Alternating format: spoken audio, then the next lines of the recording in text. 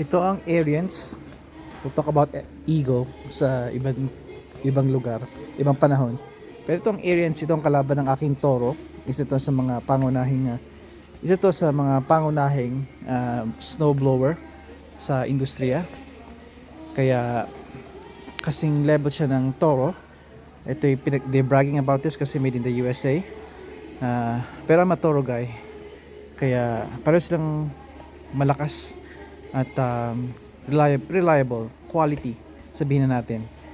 Pero dahil sa quick stick ng Toro at yung tatag din niya, kaya tatag ng kanyang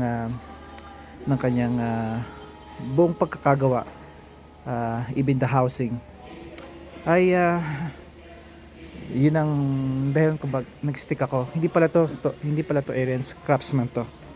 Itong orange, pag orange ay kulay kahel ay Arians. Pag pula naman, although yan ay pula, Toro talaga. Beefy, everything's beefy here. Katulad din nga ng Toro ko. Kaya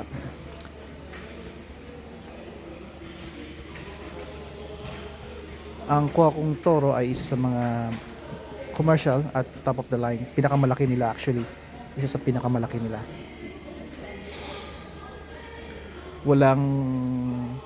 Wala dito na yung aking Toro. Yung Toro ko ay 32 inch. Kahit for almost let's call $5,000, $5,000. Pero panghabang buhay na yun. Alright, hanggang dito na lang, kaibigan. Padayon.